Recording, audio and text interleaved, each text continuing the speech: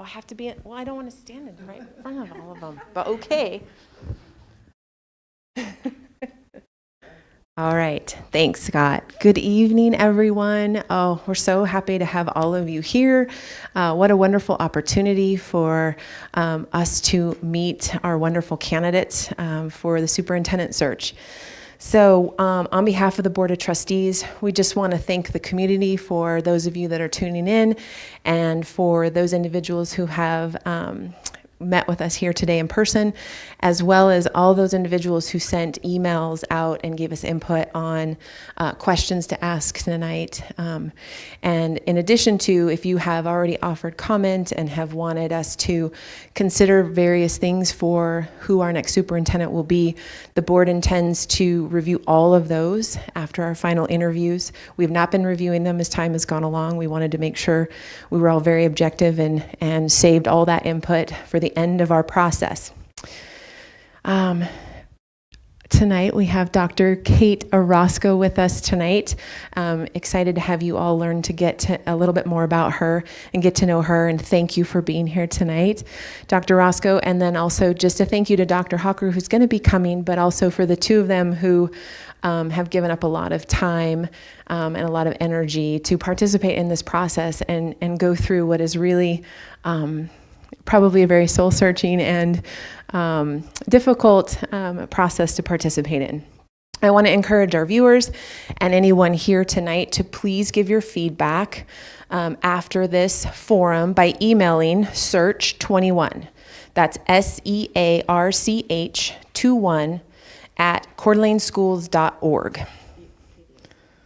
Sorry, cdaschools.org. I have Lynn up here helping me out. So that's search21 at cdaschools.org. And I also wanted to let you folks know that the moderators and our speakers tonight, as you can see, they're socially distanced up here, and so they are going to be taking their masks off as they speak so that they can be heard very clearly and very legibly. We know that masks can make that difficult, and we don't want any misunderstandings or not being able to hear folks well. I'm going to quickly introduce our three facilitators tonight. Here right behind me is Nancy Hart. She has been involved in the Coeur d'Alene public school community for over 12 years. She's a public education advocate. I have seen her in many, many different forums over the years advocating for our kids. And she's also a parent, a school volunteer, and a member of several community organizations and a substitute teacher. And then right here next to my left is Chris Meyer. He is also a parent in the district and a partner with Parkwood Business Properties, and also a huge advocate for our schools and what we do with our kids. And then I have Austin Smith here. And Austin is a sophomore at Coeur d'Alene High School, and he is the vice president of our new student advisory group, also known as SAG. And I hear they might consider renaming themselves, but right now they're SAG. And it's a brand new process that we put into place this year. We're very excited to have our students have a voice, and particularly excited to have Austin here as well so that he can grill Dr. Orozco along with everyone else. So again, thank you everyone for your time this evening, and I will turn it over to Nancy. Thanks. Thank you, Chair Brumley. Good evening and welcome to our public forum with the finalists for the position of Superintendent for Coeur d'Alene Public Schools. Thank you to everyone for joining us this evening live on the district's YouTube channel and those viewing a recording of this event. And thank you also to those in the audience. We hope that everyone is able to watch in full both of tonight's 1-hour sessions with our two finalists and then share your feedback with our school board. Our 5 board members want to hear your thoughts on the finalists for superintendent, and we encourage you to summarize your opinion and email the board, as Chair Brumley said earlier, at search21 at cdaschools.org. That's the word search followed by the number 21 at cdaschools.org. We will need your feedback no later than 3 p.m. tomorrow, Friday, in order for it to be considered by our trustees. I will turn it over to Chris now. Thank you, Nancy. After carefully considering semifinalists for this position, our school board has narrowed the options to these 2 amazing finalists that you'll hear from this evening. The candidates are meeting this week with principals and teachers touring schools, and participating in their final interview with the Board of Trustees. More information about the search process is available on the district's website, cdaschools.org. For tonight's forum, we invited parents, students, teachers, and community members to submit questions for consideration. We've selected 12 questions to ask our 2 finalists that touch on a range of topics and cover a variety of perspectives. We're asking the candidates to try to limit their responses to 4 minutes per question so that we may cover all the questions in the allotted time. I'll turn it over to Austin. Thanks, Chris. Each candidate will be invited to make a brief opening statement to introduce themselves and tell us why they would like to be the next superintendent of this district. We also will give them a couple of minutes at the end to sum up and add anything else they would like the community to know about them or their interest in this position. With that, let us begin. Our first finalist is Dr. Kate Orozco, who is the Assistant Superintendent of Elementary Education and Instruction for the Coeur d'Alene School District. Welcome, Dr. Orozco. Please make your opening statement, and then we will begin with the questions. Thank you. This is so official. Lynn's sitting in front, and she has these cards to tell us when it's time. I said, if I go down in flames, go ahead and put that card right up. I'm an educator of many, many years, and I spent about 16 years in the classroom, and then after that, another 8 years or so as a professional developer, coach, coaching school districts, coaching colleagues, a lot of professional development, and did a lot of travel with that work. And there was a point at which the family said, and I think Scott's going to tell me I'm too close to the mic. There was a point at which I think my family said the traveling is really bothering us. And that's when I made yet another educational shift, and I moved into administration. And so I spent 4 years recently, prior to Coeur d'Alene School District, 4 years as the superintendent of Whitefish School District, which is a lovely community and a lovely place, very, very much like Coeur d'Alene, only smaller. And prior to that, 2 years in North Platte, Nebraska, as an assistant superintendent. Home, however, is Coeur d'Alene. Our kids are here, our family's here, and it's a long commute from North Platte to Coeur d'Alene. Kept moving closer. So that's kind of my educational journey. And I'll say that the most joy that I think I've ever had is working with children, watching them grow and learn, watching them debate and argue and research and study and get to know one another and support one another. I don't think there's anything quite like that kind of fulfilling work. And it has been an honor and a privilege to also support colleagues throughout the district who are doing that same important, momentous work to create strong citizens who have much to offer the world and their families and us as a community. So that probably was too long, but I don't see a card. Very good. Thank you, Dr. Orozco. We'll start with our first questions this evening. Can you tell us a little bit about your ideas on how to better prepare our youth for a successful career and the cost of college or post-secondary education? The cost will be a tricky one. I think we all know that that's a difficult thing, and but I would love to talk to you about preparing them for college. I think that in the last couple years, our district and our community have worked really hard together to come together first in focus groups after we had a curriculum audit, which I'm imagining there will be some question that allows me to discuss that a little more. But 3 years ago, our families and community members, teachers, staff, and citizens came together in focus groups, and they described what their hopes were for students who would leave our schools. So they enter at age 4 or 5, sometimes age 3. They cross the stage at age 18, sometimes younger, and we hand them a diploma, and our promise to them is that they're ready for their future. And so it's important for us, and it was important for us to know what that means to be ready for the future. And we asked our families, and we asked our kids, we asked a number of focus groups of high school students, and we got this series of answers that had sort of red threads through them. And we worked hard to synthesize that information and distill that down into six general characteristics. And we called that the portrait of a graduate. And it was from that point on, our district strategic plan and all that work sort of aligned to that portrait. In fact, it has become our North Star. And those characteristics are vital. We want every single one of our students to leave with good, strong content knowledge. We want them to know what it is they need to know to be prepared for college, career citizenship. But not just content knowledge, we need them to be critical thinkers.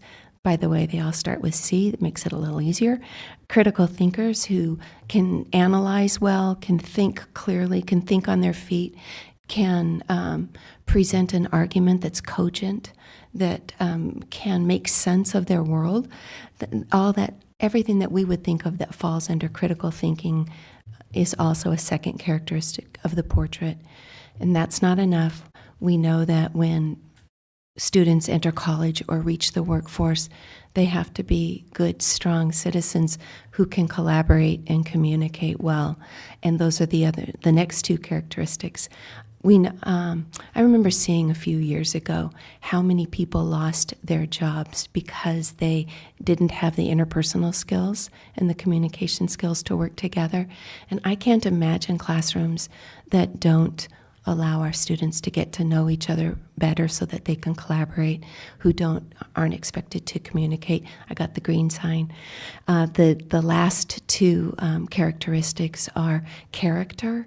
We want students to be committed, dedicated people, and that's critical, right? We want kids who, if we were ever accused of something unjustly, that they could be on our jury, and we would be confident about their presence on our jury, that they were strong character, careful thinkers.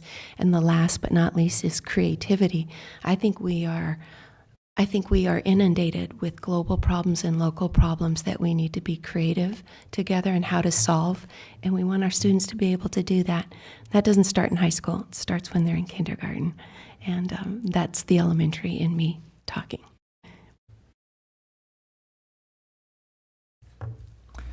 Thank you. The next question is, what will you do to increase student voice within our district? Austin, you're a good example of it. I really mean that. I'm so proud of our student advisory group, and I'm so proud of the teachers who are working with our student advisory team. I've gotten to sit in on that group on some of the conversations, some of the Zoom meetings that they've had. I've listened to middle school and high school kids speak with elementary children and speak about issues that are so important to their learning.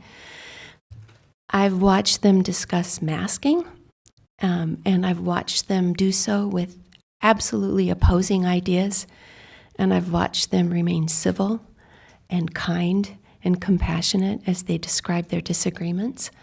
And it's been an incredible experience, and I think student voice is critical.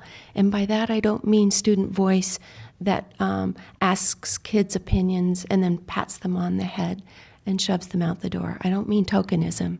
I mean real student voice. And that comes in classrooms as well. Students have to be agents of their own learning. They have to be able to make decisions about what's important for them. They have to be able to self-assess. They have to be able to share their thinking with each other and with their teacher. It's important that our assessments show that. I love assessments that involve the community when we sort of dissolve the walls between community and classrooms so that community members are in classrooms asking kids to share their projects, share their thinking, share their research, share their learning. There are so many ways to involve our students. My dissertation was on student voice, so some may consider me very biased, but I believe we will have better schools, we will create stronger citizens, we will have more authentic learning if our students, their concerns, their ideas, their challenges, if those are a part of our conversations at this dais, in classrooms, and out in the community. I think it's critical. And I don't know the rules of this, because if I have time left over, am I ever able to go back to a previous question? I'm getting a head nod from Nancy. And she's the boss of the universe. Okay. I could, probably you would know that I could rattle on about student voice and student learning, but I didn't actually speak to finances and about college, and I think that's necessary.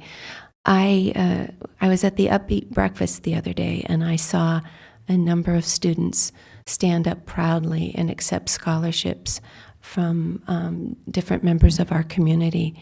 And I can't, I think our commitment to our kids, both businesses, nonprofits, you name it, whatever we can do to support their ability to get to school, because I think it's not just college preparedness or college, or college awareness. I think it's that capacity to get there and to be able to be there through scholarships, through hard-earned money, through grants. I think there's a variety of ways. I also believe that there are many jobs out there and possibilities in life that don't necessarily require just post-secondary college learning. I think there are a variety of other ways for our students to engage their communities and look to their passions and gain employment in viable ways that don't necessarily involve a four-year institution. I think community colleges are a good way to start for many of our kids. It's something we've encouraged in our family. And with that, it's perfect. I need that. Thank you. Dr. Orozco, how will you ensure the district can continue its mission to invest in each student to prepare, challenge, and advance well-educated, resilient, and future-ready citizens? That's a mouthful. Do you want me to repeat it? I would love that. Thank you.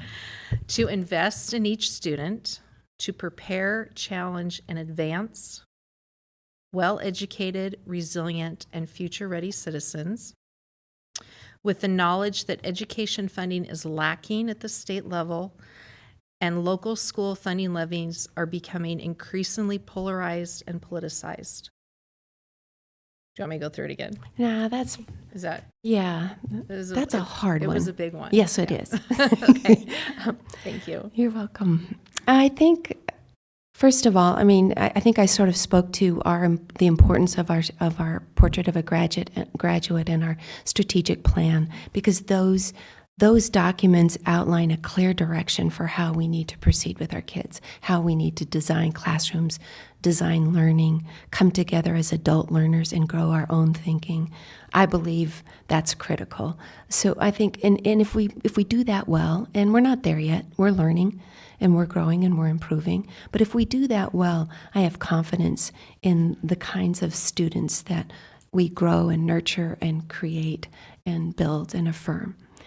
I believe that for students to grow up in a community and feel inspired to be good citizens and come back after they're educated, and I believe to do that well, they have to be inspired by our community, by our togetherness, by our collective, by our obvious commitment to them and to each other. We have to be the community that welcomes students back. That's, I think, a piece of this puzzle. And I believe funding is incredibly difficult. I'm watching, I was sharing with some board members the other day that I feel sometimes like this is the best of times and the worst of times. We're struggling so much with our budget across the state. And at the same time, we have these ESSER funds coming from the federal government designed to alleviate learning loss and designed to actually sort of recapture some of the learning and some of the connection. And that's a lot of money, and we can't spend a dime of it unless we spend it wisely. And that takes a lot of thinking and a lot of careful, judicious work together to spend that money well so that all of our kids will benefit. It takes summer programs. It takes good Tier 1 and Tier 2 instruction. That's that work that we do in classrooms to invite students into their own learning and engage their minds well. I think funding also, what I'm noticing is that our continued growth of our relationship with our union members is making a big difference. We have the creative problem-solving team. That's a team of union representatives and district representatives, and I believe firmly that when we can solve many of our problems there together, that much of that isn't elevated to negotiations where things get troubling and things get really difficult and they feel more contentious. So I feel strongly there are a variety of ways that we can create a community that continues to spend wisely, spend well, reach for help when we need it, design learning, both adult learning and student learning that's effective. All of those things will, I think, help us, and we can't ignore a relationship with the state. I believe we've got to be in contact. I watched Dr. Cook communicate frequently with our state and share with them the needs that we have in our community and in our schools. And I believe that they're not tone deaf. I do believe they listen, but I believe we have to continue to work together to create a very strong voice that can't go ignored on behalf of our kids. Thank you very much. Let's pivot to the daily routine of the school day. What bell schedules have you previously taught under, either block schedule, traditional schedules, or other schedules? And what bell schedules do you think would be the best for secondary students in our district? And then drop the mic. I've taught under a variety of schedules, of bell schedules. I've taught, and I have not, in fairness, I have not taught in high schools unless I was coaching and doing model teaching in high schools, and I did do that a lot of years.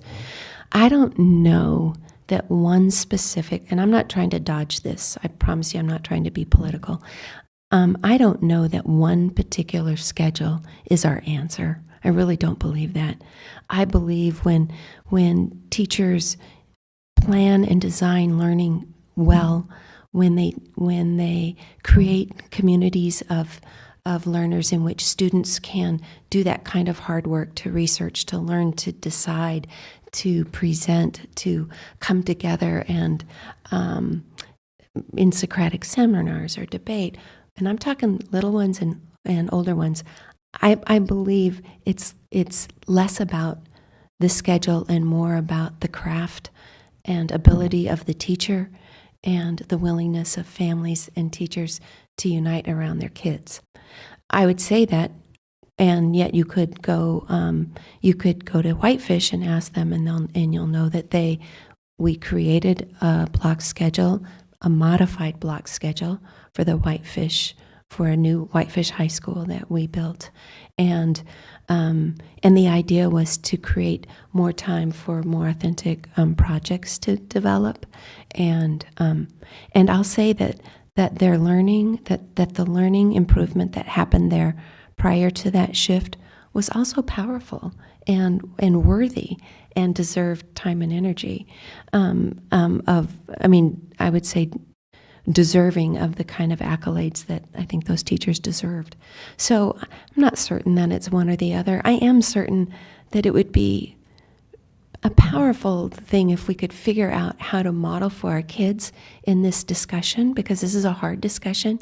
If we could model for them, what it's like to be confident and convicted in your thinking, but not contentious and not combative, right? And I think that the more that we can figure out every single one of those problems together and those challenges, the more that we can model for that for our kids, that kind of thinking and that kind of communication and collaboration, then I think we're showing them what it means to be a strong citizen and a good thinker and a committed educator and powerful parents and board members and community members. I absolutely believe that.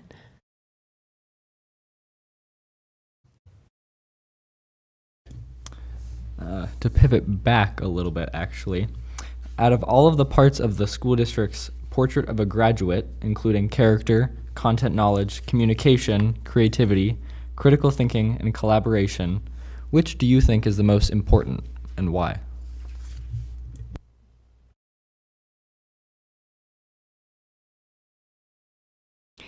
Coming off the heels of my last answer, I think we would say that I would probably say collaboration, maybe, right? Because it's so important. I think about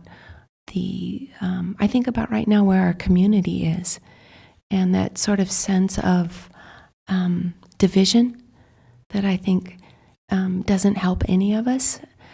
And I believe that it's absolutely important to have diverse ideas. To not agree, to not necessarily agree, and to have a rich community environment where people can share ideas that sometimes clash. And if we give one another the space and the listening and the time to really be curious about points of view that don't match ours, if we do that, I think we set ourselves ahead, and I think that's an important part of collaboration. And with it mean you have to communicate well to collaborate, and you have to be a good critical thinker. You have to analyze ideas well. I think you have to be compassionate, although that's not one of our characteristics. Although character is, so maybe collaboration. We all know that a strong collaborator won't necessarily get into college, but we also know that once you're in that job, once you're on that college campus, once you're in those places, once you're raising a family, how powerful it is to be able to cooperate well, to reach out in kindness and compassion, and to guide one another in the work that's important for our families and our kids. So maybe collaboration, and I'll be honest, Austin, if you would have said defend one of these other characteristics, I would have done that too.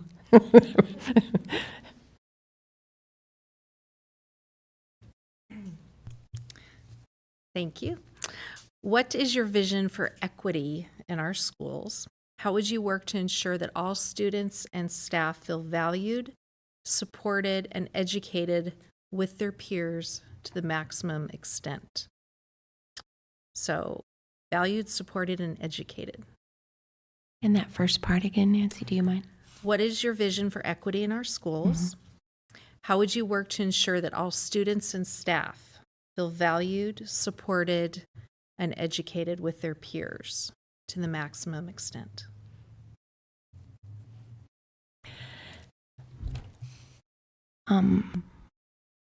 I think there should be a bonus question that isn't a hot topic in our state or our community. Something like, what color of flooring would you like? I would say that, first of all, my definition, or a definition that's commonly shared about equity, is that equity is giving learners what they need. So that doesn't mean that all students get the same thing. I mean, if we treated everybody the same and some needed more, some needed less, I would say that's not equitable. That said, when we talk about what does equity mean in the classroom, or what does equity mean in the school, I think it means taking a look again at how we deliver education in our classrooms. I really believe that. I believe children who are inspired and who excel at any given discipline, and I believe no child should sit in a classroom and feel bored and feel like what they're learning is not purposeful. I believe that. So when we have students, I'm kind of wondering where you sit on that, Austin, when we have students who are strong thinkers and who already sort of know what's on the docket for that day, that week, that unit, that month, I think we have to be reaching out, and we have to be assessing what their learning needs are, and then challenging those needs, because they have every right to grow. I also think I'm always amazed at the kind of growth that happens when a student is struggling and when we are able to provide what they need. And you cannot do that if you don't know your students well. You can't. When we know them well, we can customize learning to meet their needs. I'm convinced of that. And when we know them well and have a strong relationship of trust with them, they grant us the moral authority to push them and to expect much of them as thinkers and as learners. I'm absolutely convinced. And that absolutely necessitates then and allows for giving children what they need in classrooms, most of the time, with their community, right alongside their peers, so they're not losing a lot of learning time. I think that's important, or a lot of connectedness. I think those are really important things. So that's my sense of equity, and it doesn't change for adults either.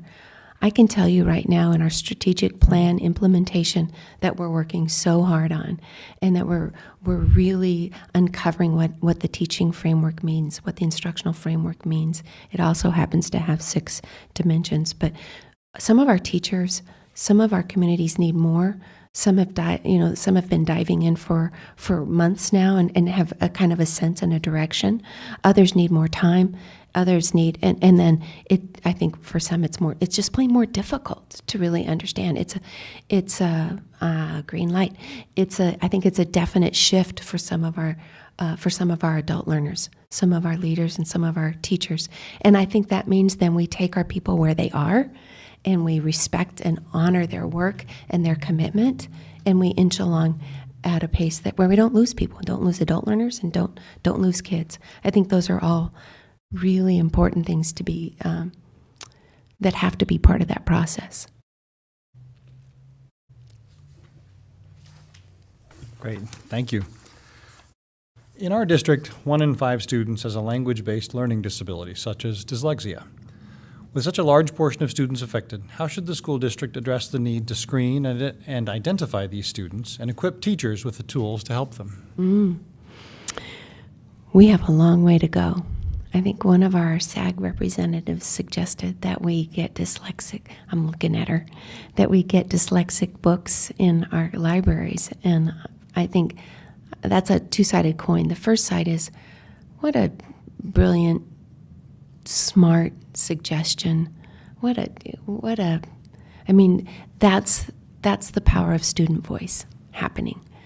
And I think the sadness is that we kind of weren't already on that, right? But we're learning more and more about dyslexia, and not just dyslexia. There are other processing difficulties for other readers as well. And one of the things that we've realized is that while we want to create readers who are passionate about their reading, who see an identity as readers, K-12, who see themselves as readers, it used to be, and I bet you it's even more, the average college freshman had to read about 600 pages a week. You can't afford to go to college not being a reader. It's difficult. Those pages there might be a different number now, but I think we all would agree that reading is critical for everyone. So I know right now one of the things that we're doing is that we're learning that Orton Gillingham is a very powerful tool, offers a powerful tool belt for teachers to help with processing disorders in kids, including dyslexia. We're learning more and more about that, and we're recognizing that it makes a big difference. So when we talk about foundational skills, that's this part where I think we're growing our skill set, K-5 and probably beyond, but where we're growing our skill set. It takes time.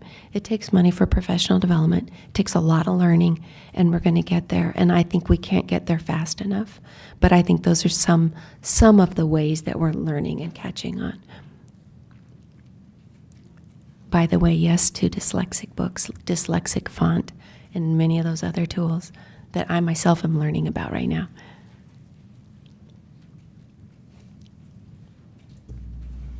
Thank you. Our community continues to experience a high rate of population growth, and this is expected to put pressure on school enrollment and increase average classroom size. What are the key considerations in how the school district should plan for this growth? Oh, boy. Our district at the elementary level lost about 900 and some children through the pandemic, which is to me a heartbreaking statistic. If our kids who have left us in the pandemic are happy being homeschooled or happy in private school or wherever they are, then I'm okay with that. But what you bring up, Austin, is this very, very difficult. It's one of the challenges we face now that's on the top of my list of challenges, and it's how do you staff for the fall? How do we staff for the fall when we are so unclear right now about our enrollment? We know families are moving in, and we know where they're moving in, right? Northwest, we know what's happening to Skyway, Atlas, Nexa. They're growing. We know that. We also know that many of our families right now, with the cost of rising rent, with people who are selling their homes that they've been leasing, who are now selling them, we also know that we're losing kids. I have a number of principals talking about that we're seeing many of our babies go because the families can't afford rent. So although we assume that our community is growing and we assume that it will affect our enrollment, and I believe it will, it's also very, very difficult to have a system that measures that growth. So we've been doing some things. We've been having more online enrollment, more online registration to get a sense. We've been calling families and recalling them to make sure that whether they're coming back or not coming back. We've already begun conversations. We are not having staffing conversations, at least at the elementary level anymore. We're not having those without having our finance department sitting alongside us, helping us know how to do this carefully. Attracting and retaining. I'm nervous. I'm nervous about finding housing for teachers. And I believe it's a problem that we can take on and that we can find some solutions, and it will take our district, our whole district. It will take our community, I believe.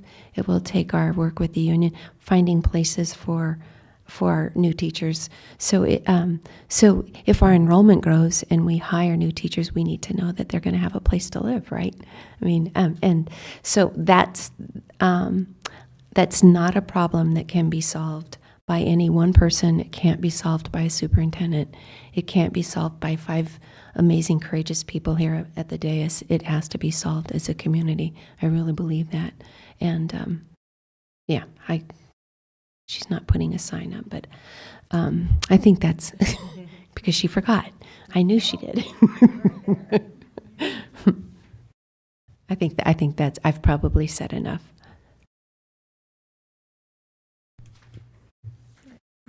Thank you. Please tell us about your experience working with school nurses.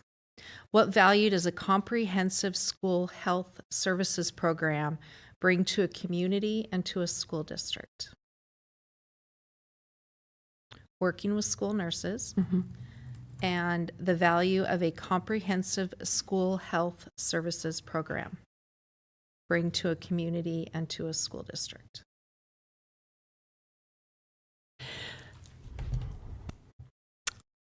I would say our school nurses have been nothing short of heroic since about March 13th of last year. I've watched them and listened to them and observed their work to reach out to children and to families and to work to keep people safe, to work to keep our children safe.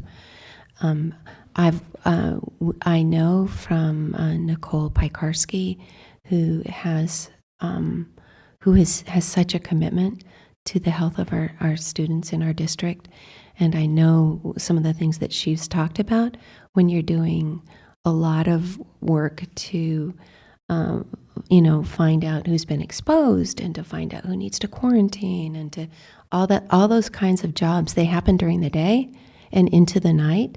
And then the school nurses pick up the work, the paperwork, you name it, that they needed to do during the day. So What I also know is when we talk about a comprehensive school nursing approach, we're talking about so much more than Band-Aids and insulin, right? We're talking about having good, strong plans for kids who have compromised or have fragile health conditions or compromised immune systems, or we're talking about balancing the time that it takes between schools to be able to be at the right places at the right time for student needs.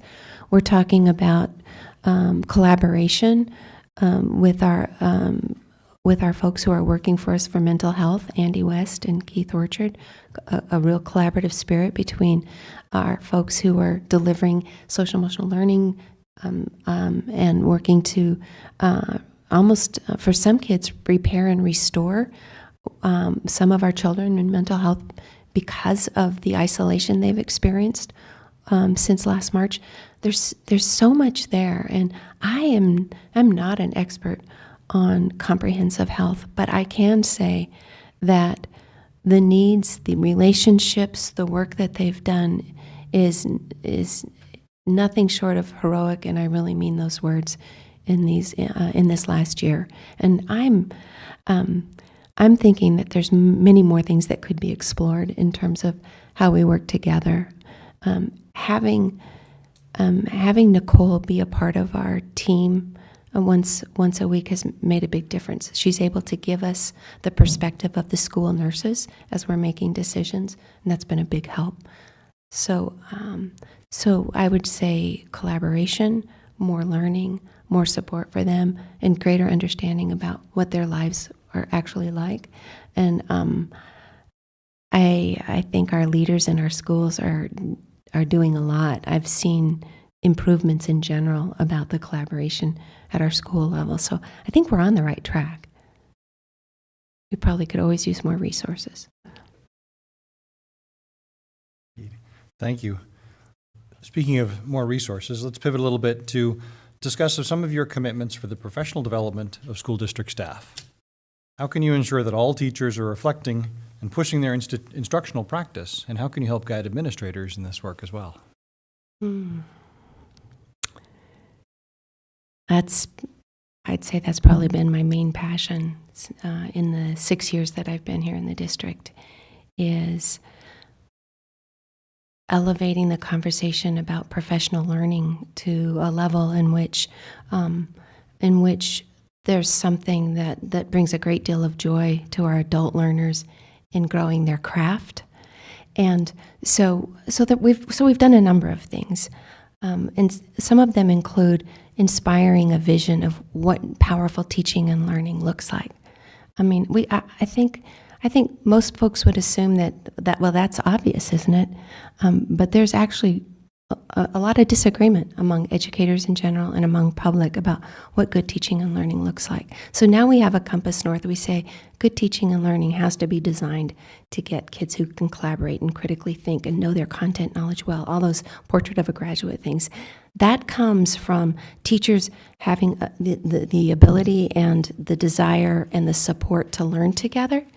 It comes from teachers hosting one another in labs so that we can deprivatize this practice of ours and get into one another's classrooms to watch and to learn and to suggest and to critique and to celebrate.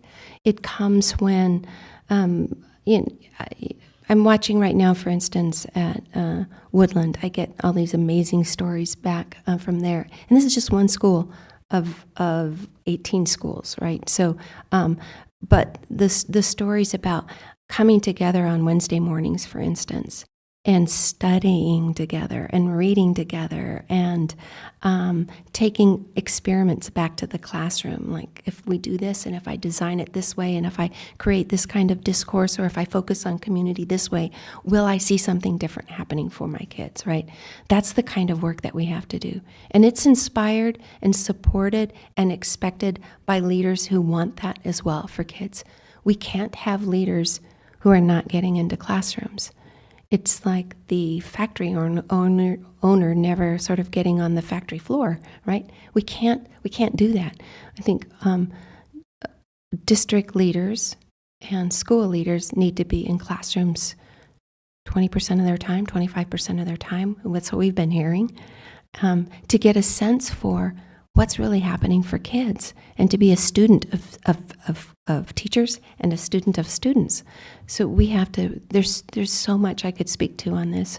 I believe that every one of our students deserves and has a right for every one of our leaders and educators to adopt and believe in a standard of continual improvement, that there's no there, that we're still growing and learning. And so that's critical. So it does take professional development where you just don't throw money at it like spaghetti on the fridge, where you actually have a real well thought out design, and we're doing good work together because we know there's a difference in what's happening for students, and we see it in their growth and in their development, in their assessments. We see it in a variety of ways. And we ask the kids, right? How's this working for you? I know my time's about up. I think about in another one of our elementary schools, they're asking the students, they're filming some of the learning, and they're asking the students to tell the teachers what it is they need from their teachers to do better. And I think that's a great step towards student voice and student agency and towards real adult commitment in getting better.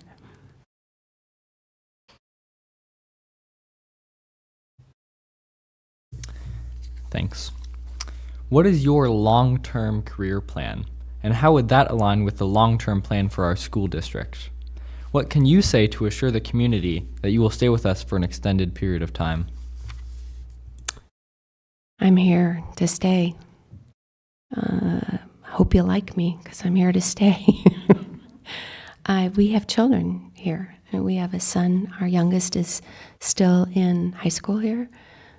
We have a belief in this system. I say we, I mean my husband and I, we love this community. We're dedicated to the people. I look out even in this group of people here, and I see faces that mean the world to me, faces that have stopped me on a sidewalk and asked me to help think through what stuff was like during the pandemic, and to offer ideas and suggestions, and to give me a reference point and a perspective of what kids were going through. So I'm here. I would so desperately love to continue this work that we've started in the last few years in terms of improvement, in terms of implementing a strategic plan that will continue to help create learning communities for kids that feel inviting and warm and rigorous, with just a robust learning design for them. I'm committed. I'm here.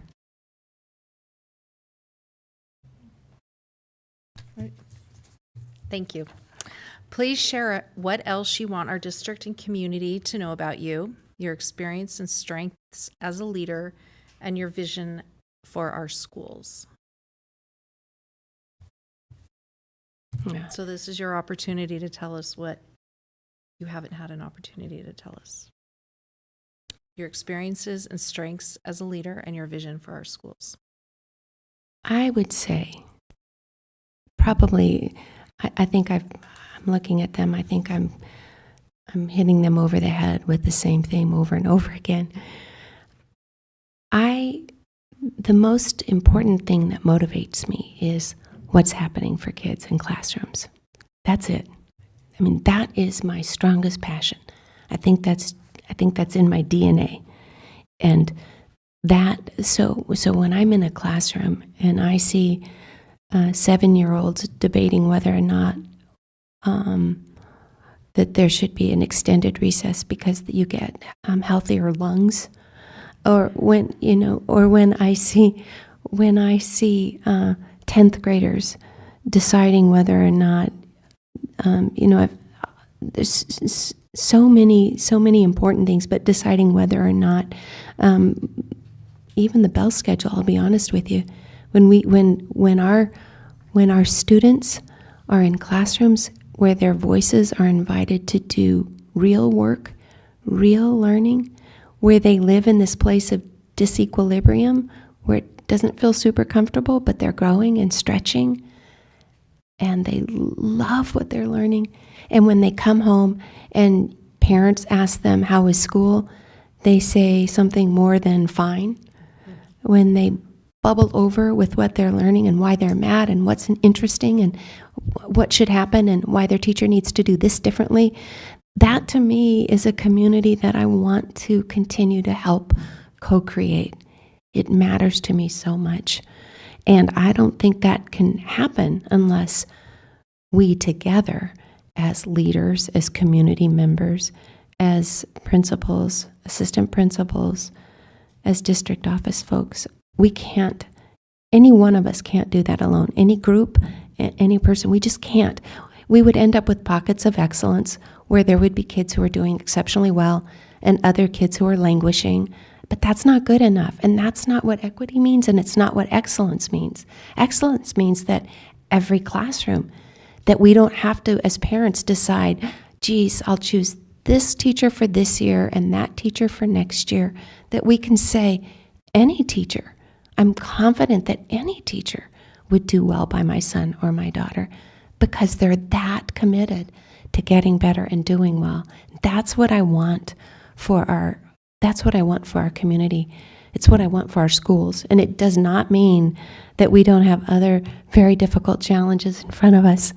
When we've mentioned them, budgets, a community that still needs to heal and be restored and come. We talk about repairing and restoring relationships for kids. We need that for our community. I can't tell if she's getting ready to put the sign up. Lynn and I will have a new relationship from here on for the rest of our lives. She's going to bring that to every meeting I'm at. But I think that's it. I mean, that's who I am as a leader. It's what I want most. And I know we can't ignore all the other conditions that allow us to concentrate on that sort of work. We can't. But I am hopeful. I've watched us stand back up after this pandemic, and I've watched us get stronger together. And that kind of resilience, I'm hoping our kids are noticing that in us as educators and as parents and as community leaders. I'm proud of us.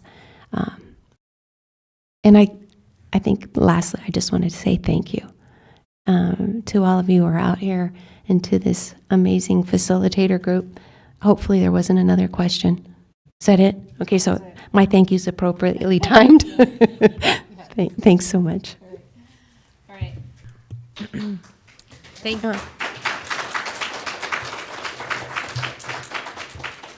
Thank you, Dr. Orozco.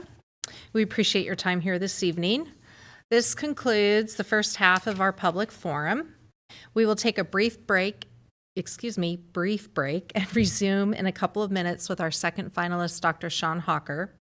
Please remember to share your feedback with our school board trustees by emailing them at search21@cdaschools.org. Thank you.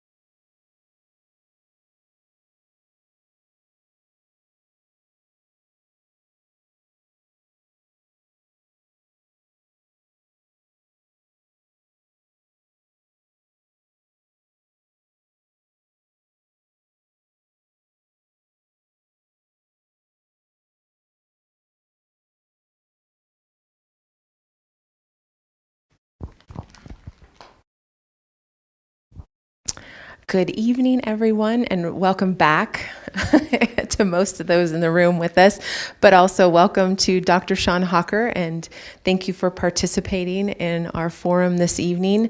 I'm Jen Brumley. I don't think I introduced myself the first time. I'm chair of the Board of Trustees. So on behalf of the board, we just welcome everybody here again for the second half.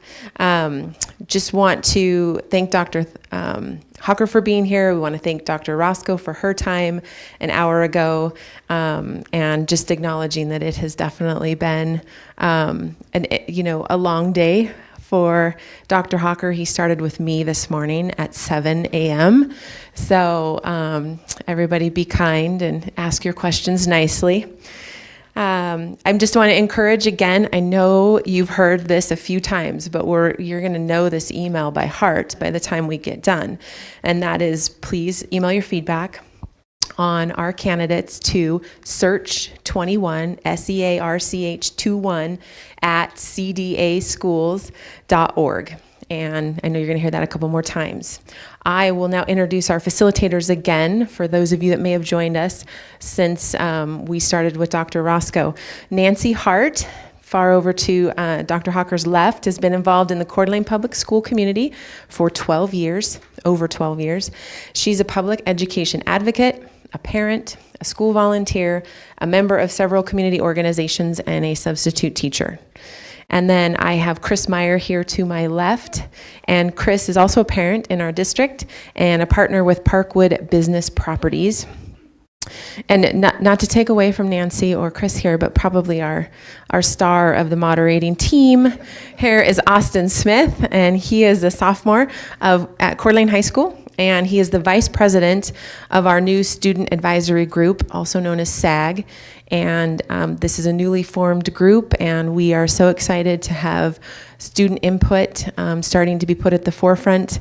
I didn't mention this in the last time, but we also have two students out here in the audience. They're waving at me, and they're here to just take notes and offer their input as well. Of note, our speakers, as they speak, myself included here, will remove their masks as they speak tonight. We have socially distanced them so they can comfortably remove those masks and speak freely and be heard legibly. And so with that, I will turn it over to Nancy Hart. Thank you, Nancy. Thank you, Chair Brumley. Good evening and welcome to our public forum, Dr. Hawker, and our public out in the audience with our public forum with the finalists for the position of Superintendent for Coeur d'Alene Public Schools. Thank you to everyone joining us tonight, like I said, in the audience and also on our district's YouTube channel, and those viewing a recording of the event later after this evening. We hope that everyone is able to watch in full both of tonight's 1-hour sessions with our two finalists and then share your feedback with the Board of Trustees. Our 5 board members want to hear your thoughts on our finalists for superintendent, and we encourage you to summarize your opinion and email the trustees at search21@cdaschools.org. Again, that's the word search followed by the number 21 at cdaschools.org. We will need your feedback no later than 3 p.m. tomorrow, Friday, in order for it to be considered by our Board of Trustees. And I will now turn it over to Chris. Thanks, Nancy. Welcome, Dr. Hawker. Thank you. After carefully considering the semifinalists for this position, our school board has narrowed the options to these 2 amazing finalists that you'll hear from this evening. The candidates are meeting this week with principals and teachers, touring schools, and participating in their final interview with the Board of Trustees. More information about this search process is available on the district's website, cdaschools.org. For tonight's forum, we invited parents, students, teachers, and community members to submit questions for consideration. We've selected 12 questions to ask our 2 finalists that touch on a range of topics and cover a variety of perspectives. We are asking the candidates to try to limit their responses to 4 minutes per question so that we may cover all the questions in the allotted time. So Lynn Town will be our timekeeper with green and red circles to hold up. Austin. Thanks, Chris.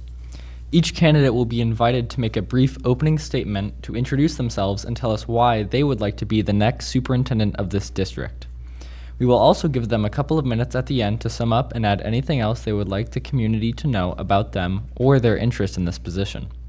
With that, let us begin.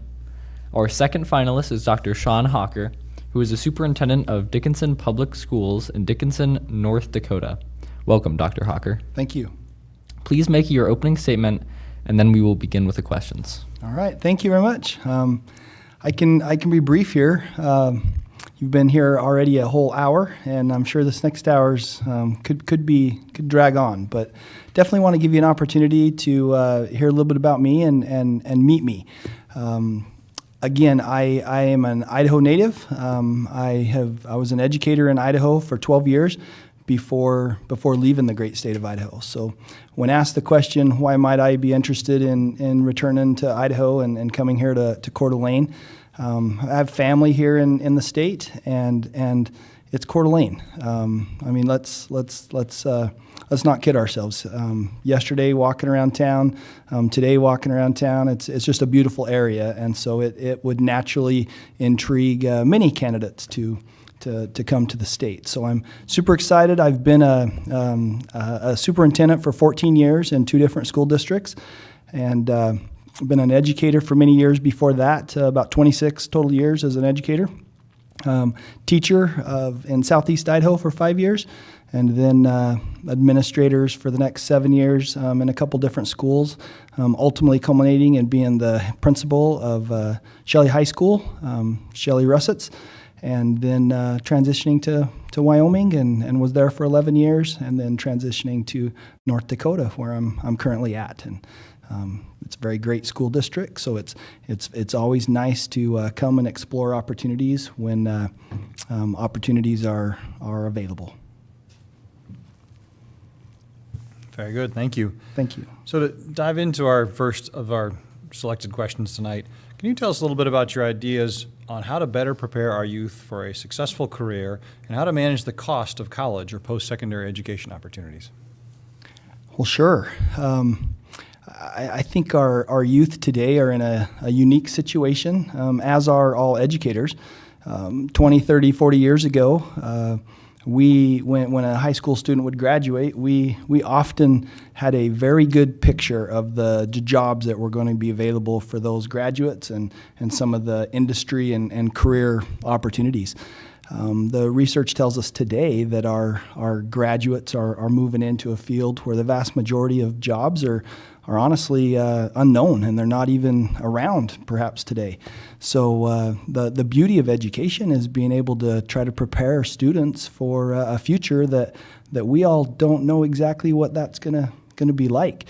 So that requires some specific dedication. You asked the question in regards to funding and dollars, and it's about setting those priorities. It's about understanding what's best for students. How can we help students be prepared for a future that, first of all, as I said, we may not even know what that future really is in regards to some of those careers and jobs. And then creating a well-rounded student, a well-rounded individual. There's so much more to education than just the assessments and things that we might measure in school. Students need to be well-rounded and involved in community and prepared for college, career scenarios, military, all kinds of things. And to quickly answer the question in regards to how do you help with the cost of going to college. Well, I think first and foremost, you work very diligently to have a great relationship with your local colleges and universities to maintain and expand upon concurrent and dual enrollment opportunities. From what I hear, many students here in the district have an opportunity to virtually earn their associate's degree right alongside their high school diploma. And that's a great way to help defer the cost of education, as well as continuing to work with legislatures, establishing statewide scholarship opportunities for kids to keep those costs down to a minimum. You bet. Thank you. What will you do to increase student voice within our district? Well, I will listen to students, first and foremost. I think that's very important. As I've shared with many administrators today, many teachers today, none of us would be here if it weren't for kids. That's what we're all here for. That's the career we chose to do. It's important to have kids have voice. As a superintendent in my current district, as well as in my previous district, absolutely committed to providing a personalized educational opportunity for every student. That personalization includes students having voice and choice in their education pathways. So student voice is incredible. It's fantastic that Coeur d'Alene has invited students to be part of this process. It's fabulous that it appears that there is an opportunity for students at all grade levels to be heard and have their needs met. And I'm seeing students here in the audience. That's super exciting. And again, if we just remind ourselves, that's what we're all here for in the first place, to do the very best we can for kids. That means their voice matters. And let's be real. Kids have some incredible ideas that sometimes us short-sighted adults can't think of and don't think of because of all kinds of reasons. And they're pretty straightforward and direct and have some incredible opportunities. So we would be very wise to take advantage of that as well. So that's a great question. Thank you. All right, thank you, Dr. Hawker. This is a really long question, so I may repeat it for you a couple times if you need me to. How will you ensure the district can continue its mission to invest in each student, to prepare, challenge, and advance well-educated, resilient, and future-ready citizens, with the knowledge that education funding is lacking at our state level and local school funding levies have become increasingly polarized and politicized? Do you want me to repeat it? Sure. Okay. How will you ensure the district can continue its mission to invest in each student, to prepare, challenge, and advance well-educated, resilient, and future-ready citizens, with the knowledge that education funding is lacking at our state level and local school funding levies have become increasingly polarized and politicized? All right. Yes, that's a big question, and I don't have a notepad here to write down my cheat notes. But let me tackle that a little bit, kind of one chunk at a time. Thank you very much. First and foremost, it's as I already alluded to, a passion of mine is helping each individual student be successful. And that requires options. That requires voice and choice. That requires our educators, our teachers to be dedicated to identifying what's important and essential for students to learn, but then being creative and embracing that art of teaching with coming up with avenues to help our kids do that. That's really important. And unfortunately, in 2007, when I left the state, it was because I felt like there was some writing on the wall that the state of Idaho was maybe not going to be able to fund education in the way that I felt education ought to be funded. Well, fortunately, I've had a couple other state experiences, and I'm absolutely prepared as superintendent to help lead that charge at the state level as well. It absolutely, from an equity perspective, it is important that all kids have opportunities, and it should not be based upon what one community can support in a levy versus what another community can't. Education really should be funded appropriately, and that just continues to take work with our state legislators, our local legislators obviously first, and continue work with the state legislature. That's important. I've made that a priority in my educational career to help with that cause. Had great relationships with all of our legislators and state leaders in both Wyoming and North Dakota where I'm at. And so that focus alone will really help enhance opportunities for all students. Thank you. Did that answer your question? It was a long question. It was a long one. Okay, thank you. We'll pivot to something a little more quotidian, but nonetheless very critical. Let's talk about the daily routines. What bell schedules have you taught or supervised over in your career? Block schedules, for example, traditional schedules or other schedules. And what bell schedules do you see as being the best for secondary students? Okay, that's a loaded question, isn't it? Because I know what's on the talking tables here recently, and I'll say this: I've certainly had vast experience in many schedules. I've been part of school districts that have traditional 7-period days. I've been part of school systems that have had a traditional, I'll call it a traditional AB block schedule, so 4 periods one day, 4 periods the next day. And in fact, in my current district this year and the past 2 years, 2 other years, for a total of 3 years, our high school has been on what they call a true block schedule, where it is really the same 4 classes each and every day for a quarter, and that quarter equals the time that you might spend in a semester. I'll say this: my current school district, we are transitioning out of that current true block schedule this year. This will be our last year to do that, and we're transitioning back to a more full AB block schedule. That the benefits of doing that, there's some exchanges from the school district, as you very well know. Generally speaking, in a true 4x4 AB block schedule, most of the time your teachers will teach 3 periods one day and 1 planning period one day. So they're teaching 6 out of those 8 classes.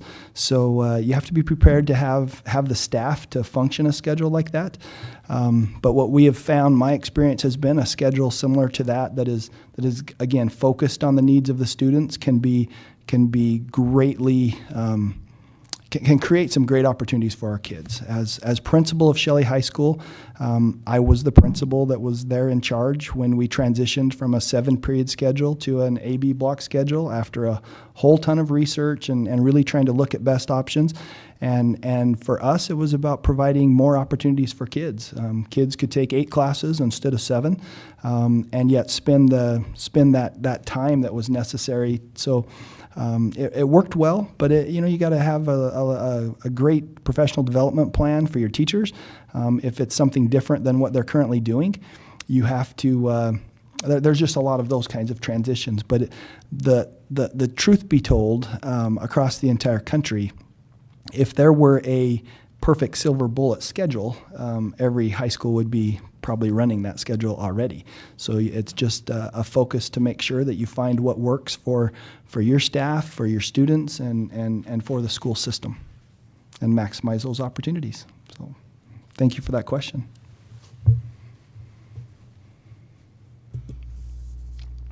Out of all parts of our school district's portrait of a graduate, which includes character, content knowledge, communication, creativity, critical thinking, and collaboration, which do you think is the most important, and why? All of them. Can I go with that answer? I think your portrait of a graduate is an incredible example. I stumbled across the Coeur d'Alene portrait of a graduate more than a year ago, as we were looking for those kinds of examples across the entire country. It's very well thought out and really takes in the whole child. And from my perspective, that's what's most important. We need to keep the picture of the whole child. Again, as I reiterate, I'm a big proponent for trying to figure out and help motivate, help kids figure out what's exciting, what they're good at. I'm a big advocate that every kid is good at something, and that is perfect for the portrait of the graduate. A kiddo can identify what their strengths are, and then use those strengths in those areas where maybe they need a little more help, a little more attention. And I've seen incredible successes in classrooms when that's taken place. And so I really value all your components of your portrait of the graduate, and I think they're very well thought out. All right, thank you. Okay, Dr. Hawker, you touched on, this question is going to touch on something that you mentioned earlier, equity in schools. What is your vision for equity in our schools? How would you work to ensure that all students and staff feel valued, supported, and educated with their peers to the maximum extent? Okay, well, it's first and foremost, it's about building trust and relationships with your staff and students to know that you have their utmost best interests in mind at all times. When you have that conversation about equity, again, if you are committed and if you have the belief that every student can be successful, you'll find ways to help ensure that. That's the equity piece. We don't turn our backs on anybody. We're committed that everybody can be successful, will be successful, and we're going to prioritize the resources that are needed for that student to to be successful. We're also going to make sure building-wide, district-wide, that we're providing equitable opportunities to all students. I think that's part of the big questions that Coeur d'Alene's been having and will continue to have into the summer in regards to the two high schools and the different schedules.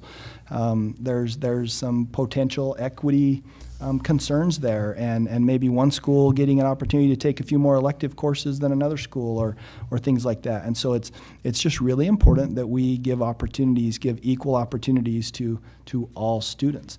And so again, back to my same conversations of personalized learning, if you truly are following your professional learning community guidelines and really addressing your 6 critical questions, your 4 critical questions, really focus on helping ensure every student masters the essential.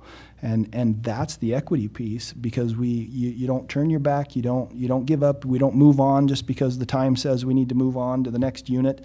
We're really trying to make sure that student has mastered what we have said is essential for them to master, and then they bank that. When you do that, you get some incredible results. I've had the fortunate opportunity to visit many school districts across the country and see just the incredible systems that they've put into place and the incredible student buy-in, and they truly are exemplary schools in regards to student achievement, in regards to equitable access for all.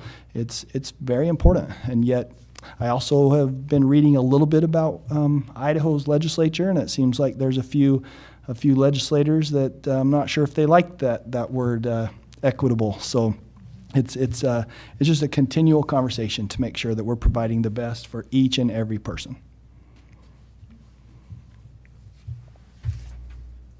Excellent, thank you.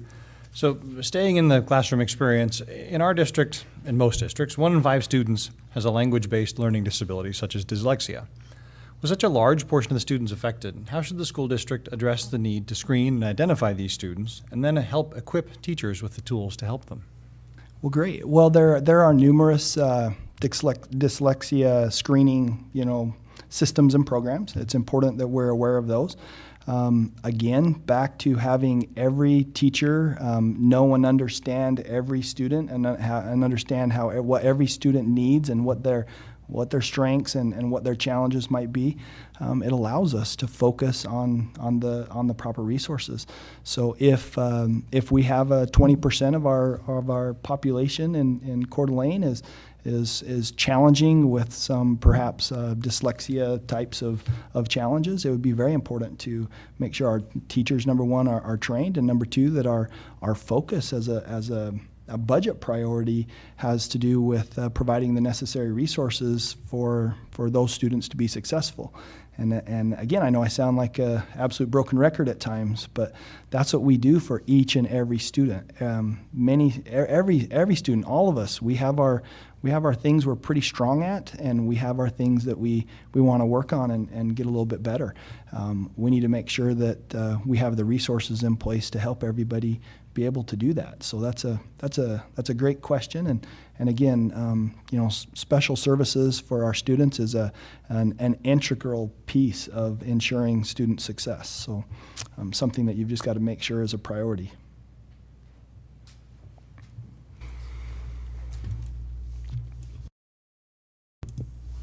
Our community continues to experience a high rate of population growth, and this is expected to put pressure on school enrollment and increase average classroom size. What are the key considerations in how the school district should plan for this growth? Austin, you got all the tough questions for me, don't you? Great question, thank you. Well, first and foremost, as with many things in education, you have to have some long-range planning strategies. We all know that when you build a new school, it doesn't get built overnight. High school can take a couple years to build, so it really takes some long-range planning to have that in place. From what I understand, Coeur d'Alene experienced a little bit of student decline during the pandemic, as did many school districts. In fact, the current school district that I'm in is down several hundred students. But with that said, I also hear that many of those kids are already indicating that they're planning to return. So that's exciting news. And so you have to plan, accordingly. It sounds to me like the school district, the school board has been very proactive in entertaining in these conversations. They've identified and set aside some land for some potential possibilities. That's certainly first and foremost. And then again, it's making sure that we create environments for our students and our teachers to be successful. And we all know when classrooms get to that 30 plus level, it becomes much more challenging. And so again, watching those enrollment indicators, having that long-term planning, you can see when those numbers start to come through. And when you start to have, in my current district, in fact, often in a normal year without the pandemic, we'd be bringing in 400 or 500 kindergartners, 450 kindergartners in a given year, and graduating 250-ish seniors. So been experiencing about a 5% growth in my current district each and every year. And so that has helped us have the foresight for long-range planning. And then we all have to adjust accordingly when things like, who would have ever thought of what happened this last year, ever dreaming of ever happening? It did, and so you adjust. I think teachers across this country did marvelous things with that to help our classrooms. Many schools. I know here in Coeur d'Alene, you were in a hybrid model, and so students were able to come to school still every other day for the most part. I know Wednesdays, I guess, was your day that they didn't come, but that was a huge plus. And if you would have had classrooms of 40 in your schools, it'd have been very hard to continue the distancing criteria. So again, having that foresight to know that we need long-term planning for some facilities is very key, and it appears to me that Coeur d'Alene's done a very good job of having that foresight. Thank you. Please tell us about your experience working with school nurses. What value does a comprehensive school health services program bring to a community and to a school district? All right, great question. Any of the school nurses in here? No. All right, so I've had great experiences on kind of both ends of the spectrum. In my school district in Wyoming, we employed school nurses in our schools. Very important, played an integral role in the health and well-beings of our students and even our staff. It was awesome. In my current school district, we certainly still rely and need the services of school nurse, and we, in this case, don't directly employ them as a school district. We contract and partner with them through our local health office to provide those services. So it's a very close, integral relationship. We're seeing more and more students at the early age level, early grade levels that maybe need some diabetic help throughout their day. Those nurses are paramount. They really help us. So we use them to do a lot of training, to train there are assistant nurses, if you will, that are in our schools. They provide that training for those assistants, and then that really just makes the system so much better. Without nurses, without that help in our schools from the medical world, somebody else has to kind of pick up that slack, and that ends up being, I don't know, your secretaries in the offices, your principals, and most of us did not go to school to be first aid responders, but nurses did, and so it is so comforting to know that they've got the best interests of the kids in mind, and that they're there to help and take care of kids. We have found, just through having them in our schools, the screenings that take place to help identify a student that maybe is having some vision challenges or some hearing challenges has been awesome. They're integral. So certainly a big part of successes, I believe, of every school system. Great. Thank you. Let's go on to a discussion of your thoughts on commitments for the professional development of school district staff. How can you ensure that all teachers are reflecting and pushing their instructional practice? And how can you help guide administrators in this kind of work as well? All right, thank you. Well, professional development is incredibly important. I don't think many of us in this room would want to go to a medical professional that practiced and did his or her education 30, 40 years ago and has chosen not to stay current on current practices. And it's the same for us in education. It's critical. Jim Collins would tell us that the enemy of great is good. That whole good to great conversation. Many school districts are doing pretty good. They really are good. The challenge is getting even better, and that's a conversation that must exist in schools. I have always found it very important to create an environment in our schools where that is the case. That our staff, our students, they can try things. They can have that. That there's no fear if they fail scenario. We learn from that. We all can get better when we make mistakes and when we try something and it didn't work out. It's not like all is lost. It's that, hey, we can check that off the box and recognize that didn't work and that we want to try something a little different. I think that's super important in this case.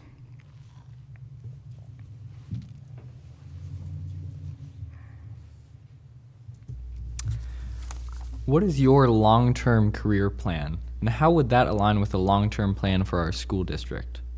What can you say to assure our community that you will stay with us for an extended period of time? Okay. You really did get all the tough questions. Well, I would say this. I think my number one answer to that is that life doesn't ever give us any guarantees. I think all you can do is ask and find out the intent of individuals. I can say this. School boards change all the time. You'll have an election, I believe, this next November for potentially 3 of the board seats. So it's very possible that 3 of the board members that might hire the new superintendent this month won't even be here in 6 months. So that creates that uncertainty. But what I am certain about is that the vast majority of people, including myself, we're not interested in going someplace where there's high turnover and it's a stressful relationship between board members and superintendents. That makes it tough to recruit and retain good candidates. I don't feel that's how the current school board is here. I feel that the meetings that I've had yesterday and today with the school board and with various groups today, it's exciting to know that Coeur d'Alene's looking for that long-term commitment.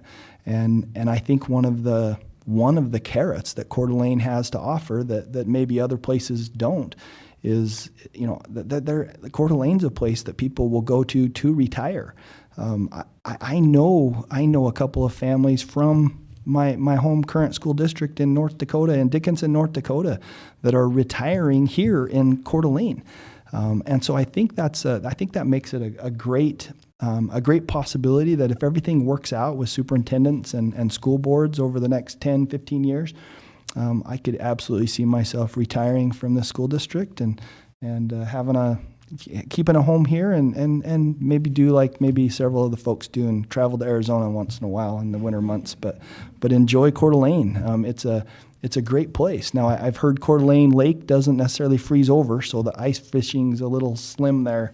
But I've heard there's lots of other lakes around that do freeze over, so I can continue my North Dakota, ice fishing. So if you're asking how long I would plan to be here, obviously my hope would be if I make this transition, my goal is not to make this a short run.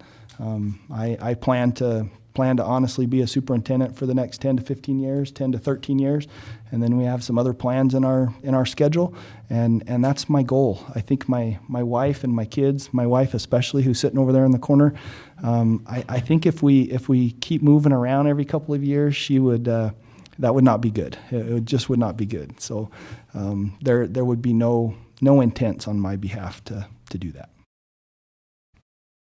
Does that answer your question, Austin? Okay, thanks. Thank you. All right. This is your final question of the evening.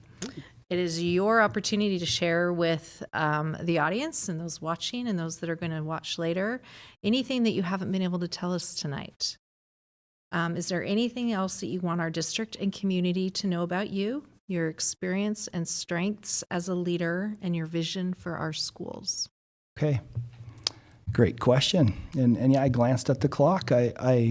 I'm now fearful that maybe I was too brief in my responses to these great questions, because they are great questions, and many of those questions I could have given a better explanation over 10 or 15 minutes. So I will say this: I think Coeur d'Alene's a great school district and is doing some marvelous things. I think that if everything works out and if I were to come to be the superintendent, you would have a superintendent with a good amount of experience. I never pretend to be the guy in the room that's the smartest. I just don't do that. I'm all about we and not so much about me. I recognize that I'm a superintendent, and at times I have a voice that needs to be heard, and that's okay. I understand that role, but I also understand the significance of building a team and making a commitment to success. And in my past, whether I've been a teacher and a coach, or a principal or a superintendent, I think my record speaks for itself. We have built great teams. I have felt that everywhere I've been, I have left better than when I found it. And that comes from being able to bring people together, work collectively on the direction that we're planning to go, and create that buy-in. I think I shared this out in my board interview today. There's probably a few folks from my hometown watching on the YouTube screen.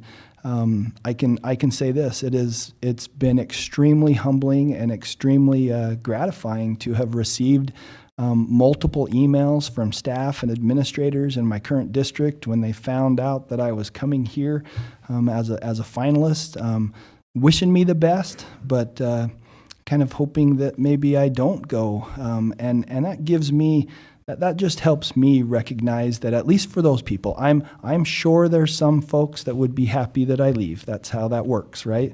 But it's exciting to know that what you're doing matters, and that people are bought into what you're doing, and that's humbling, and I greatly appreciate having that, and should you decide to, if things all worked out for me to be the next superintendent here, my goal would be to do the exact same thing here that I've done in every place else that I've been. So it's a little bit about me. I've oftentimes said this as well. I have not had an opportunity to really talk to Kate other than about 5 seconds out the door as I was walking in. But she seems awesome. She really seems awesome. It sounds to me, it looks to me like this district is really poised for some great success in the future. You have a tremendous administration team. The teachers, I didn't get to meet with a lot of teachers in the schools today, but I did get to meet with some. And the teachers, boy, they asked great questions. It's evident that they care about the students here in the district. That's what the community always wants, and so it's Coeur d'Alene's a great place, and I think your next superintendent will be very fortunate to be the superintendent of Coeur d'Alene. So I'll leave you with that. All right. Thank you. All right. Thank you. Okay. I was probably way too fast. Well, again, thank you, Dr. Hawker. We appreciate your time here this evening and the answers to some of those pretty tough questions. This concludes our public forum with the finalists for superintendent. We thank everyone who was able to join us tonight in the audience, that are viewing this now, that will be viewing it later, especially to our student representatives. And we want to remind you to please share your feedback about Dr. Orozco and Dr. Hawker with our school board by emailing us at this email that you've now heard probably about 18 times. search21@cdaschools.org. Thank you, good night, and hopefully we can still enjoy some sunshine. Thank you very much. Thank you.